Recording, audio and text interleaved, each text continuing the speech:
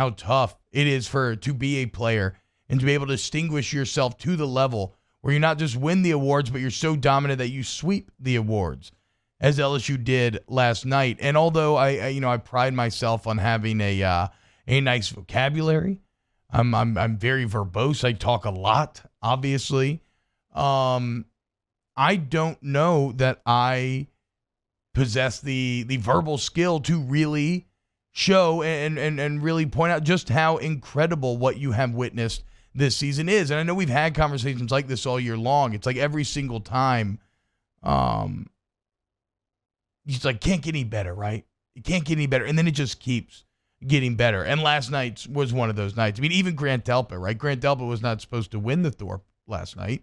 And yet who comes out of it? LSU comes out with their third award winner, their third Thorpe Award winner, the only school in the nation that can say that. So what we're going to do, we're going to go down the list here. We're going to go award by award, some interesting info on all the guys, and I'll give you an idea of what a purple and gold themed night it was. So we start with the best award of all awards, the Remington Trophy. Tyler Biadasz, is that really? That's his last name. Junior center from Wisconsin. Actually, surprisingly, only Wisconsin center ever win. How about this? Man started 40 consecutive games. He was a 3-star coming out of high school for all you star guys. The John Mackey Award, that goes to the best tight end in the nation. Shout out to Lane Kiffin's tight end. Harrison Bryant from Florida Atlantic. He had over 60 catches, 1,000 yards, 7 scores. He was a 2-star coming out of high school. Think about that. 296 prospect in the state of Georgia alone. And now he is an ESPN award winner. Incredible job by Mackey there. And then we get to the first LSU award of the night, the Davy O'Brien with Joe Burrow. And I love this quote. So there's a great article. I believe it's in The Athletic today, and it's talking to Joe's brothers and what a journey it's been and how unreal it kind of all seems. And this quote from Jamie Burrow probably sums up how I think a lot of LSU fans feel this year. Quote, seeing what Joe has done isn't surprising, but at the same time, it doesn't seem like reality. Like we knew that Burrow was good, but it's so good that even despite all that, even despite anybody's most optimistic dreams, you never would have guessed that we would have gotten this large. In that article, I discovered something that I don't think I was fully aware of. I knew that Nebraska had passed on Burrow out of high school, and that seemed dumb enough. But how about this?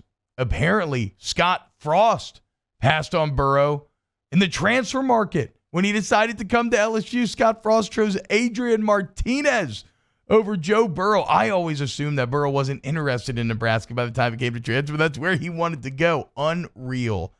The paths that lives leave you down sometime. As Dan Burrow says, quote, never in my wildest dreams did I think my little brother was going to win the Heisman, and now it's going to be sitting in his house or my dad's house. That's crazy. I mean, imagine that. You walk into your home and there's your Heisman just chilling on the mantle. So since it's a Davy O'Brien Award, that's an award handed to the best quarterback in the nation. Why don't we hear what one of the best quarterbacks in NFL history had to say about number 9? Here is Joe Burrow, or here is Drew Brees talking about the year that Joe Burrow has had. I like he wears number 9. But yeah, I mean, I appreciate his story. You know, Midwest kid, right? Goes to Ohio State. You know, it doesn't work out. Makes his way to LSU, and he's going to be the Heisman winner. He's leading his team to the BCS playoff game and hopefully the national championship. So you want to root for guys like that, right? That have to travel that tough road and face some adversity and overcome it and come out better on the other side. He's been fun to watch. You know, it's fun to watch him operate in that offense. It's obviously there's some carryover from, you know, Joe Brady being here and going there, and you know, you see certain things at times where you're like, wait a minute, that looks familiar, but he's executing it to perfection. You know, he's making the most out of every play, out of every situation. He's highly efficient. I mean, I got to think he's going to break the completion percentage record, or did, right? 78, 79%, something like that. I mean, come on, that's spectacular. And obviously they seem to have a great team. And what I mean by that is, man, they seem to really play for one another. They seem to feel like they got something special. I hope they go all the way. How about it? Drew Brees, loving the hometown team. How cool would it be to be Joe Burrow? I mean, obviously, look, man, yeah, he's had crazy experiences. He's in Baltimore one night getting the Johnny Unitas Award. Then he's in Atlanta and he's collecting the Davy O'Brien, the Maxwell, all these other awards. But then how about when you go home at night and you're just watching SportsCenter and you see Lamar Jackson talking about, you know, I got to give it to the man who took down Bama. I got to give it to Burrow. Then you hear Drew Brees citing your statistics. That's how locked in Brees is. He's citing the 78% completion percentage record that you are after. One of the greatest quarterbacks in NFL history, paying you that amount of respect. What a year, what an experience for Burrow. So the next trophy given away was the Outland. That went to Panay Sewell from Oregon. He's the first player of Polynesian descent to ever win it. Shout out. 6'6", 325. He follows Quinnen Williams and Ed Oliver. He takes it back for the O lineman there, with the Outland given the best interior lineman in the nation. Doak Walker went to Jonathan Taylor, the running back from Wisconsin, who's only a sophomore. How about this? Jonathan Taylor's played 2 years of college football. He has 2 Doak Walker awards. Only the second repeat winner in award history, but over 1,900 yards, 21 scores on the ground. That'll do it. Like we said, surprisingly, the Grant Delpit takes home the Jim Thorpe Award. Happy for him. You know, sometimes you can be so close to a situation, can't see the forest through the trees. And while maybe a bit of this award was a career type of achievement, maybe there's also an argument to be made that our own view, it does seem like, as somebody tweeted me last night, it seems like LSU fans are more surprised than anybody else that Grant Delpit won this award. You know, it just seems as if maybe he had a better year and his body of work is appreciated more than us here locally really realize. And then we get to another big one, the Home Depot Coach of the Year Award, which Ed Ogeron, the fiery Cajun from Bayou Lafourche, takes home, man. And when you think about it, 3 years ago, losing to Troy in Death Valley, and now 3 years later, 13-0, SEC champ, 1 seed, 9-1 in his last 10 top 10 matchups, including 5-0 in top 10 matchups this season. Here is Coach Ogeron on the value of learning from your past mistakes. Nobody writes a book and tell you how to be a coach. You got to go out there and do it, and you got to learn from your mistakes. And then hopefully you don't repeat the same mistakes. I think that I'm able to lead LSU, the place that we always wanted to be, in the great state of Louisiana. We're so proud of what we do on our football team, but we're just getting started. Yeah, I don't think that there's ever been, I don't think any Ole Miss fans in their wildest dreams, when they were watching Ed Ogeron go 3-30 or whatever it was over there in conference play, that he would be the coach of the year leading a team on a national championship drive like this. So shout out to Coach O. The Lou Groza, a lot of LSU fans kind of miffed by this, went to Rodrigo Blankenship. Because of some struggles in that SEC championship, Blankenship finishes the year just 80% on his field goals at 6 in the SEC, but 44 out of 44 on his XPs, 119 points on the year, second in the conference. How about this, though? I'm not saying, look, at a night where LSU won everything, I'm not saying that Cade York should win this award or anything. He's young. He's got time. But Blankenship won the Groza with the stats that we just named.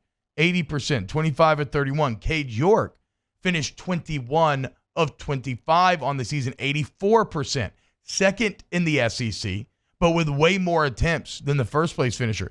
Finished 74 of 78 on his extra points. Not the best there. Only 95%, but 137 points. For the true freshman kicker, first in the SEC, take a bow. Cade York, an unbelievable year there. The Bednarik went to Chase Young because, of course, it did. You wonder why defensive end is so important. Chase Young, 16.5 sacks on the year. Ohio State looks like they're hurtling maybe towards a national championship. Whose record did he break?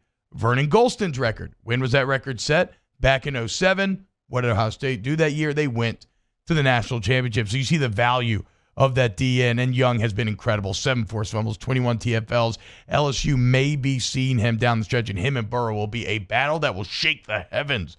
Jamar Chase takes home the Biletnikoff, and why not? Led the nation in touchdown and yards, just 12 games, 8 100-yard games, 2 200-yard games. Only player in school history to do that, double up on the 200-yard games. And remember, a 4-star recruit that flipped from Florida, the value of the recruiting trail right there. And as Chase's parents said, everything that Coach O told them when he was being recruited, no matter what it looked like in year one, everything has now come true. And it's crazy. 25 years ago, the last time you had the Davey O'Brien and Biletnikoff from the same school. And then finally, a Maxwell Player of the Year. Who won it? Who do you think? Joe Burrow. Because, of course, he did. The clean sweep. Let's just look at Burrow's 4 games against top 13 teams. 1,300 yards, 11 touchdowns, 1 pick, 112, 100, like 80%. He was unbelievable. 4 wins, covered the spread in all 4 games. So now we look forward to tomorrow night. the Heisman.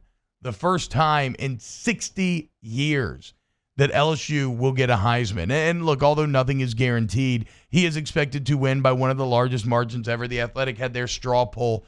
Joe Burrow was the unanimous first place winner. Think about how rare that is in a world that is filled with this many different opinions. But Brody Miller has an article in The Athletic this morning where he takes us back in time.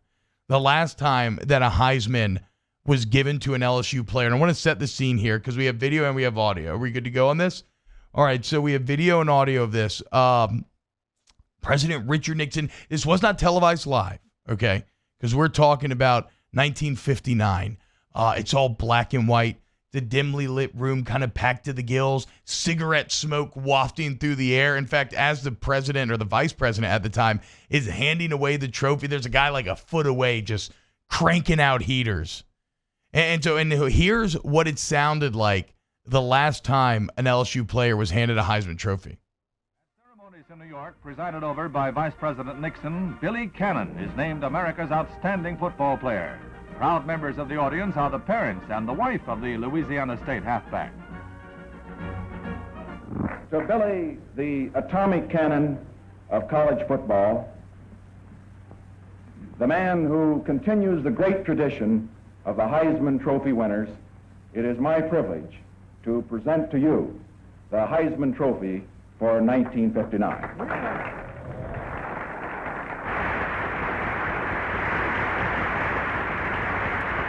Thank heaven he's a weightlifter, because I can't lift the trophy myself.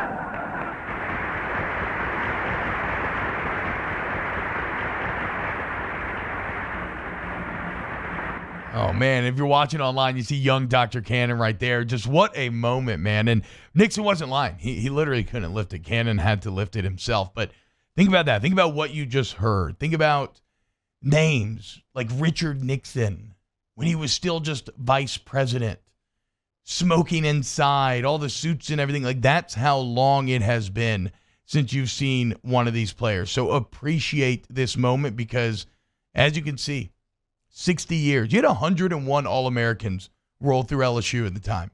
You had Jerry Stovall get pretty close. You had Burt Jones finish fourth. You had Charles Alexander finish in the top 10 twice. You had Glenn Dorsey finish in the top 10. You had Tyrann Mathieu take the podium, finish fourth. But in all of those great players, Pat P., Leonard Fournette, whoever, so many great players have come through LSU.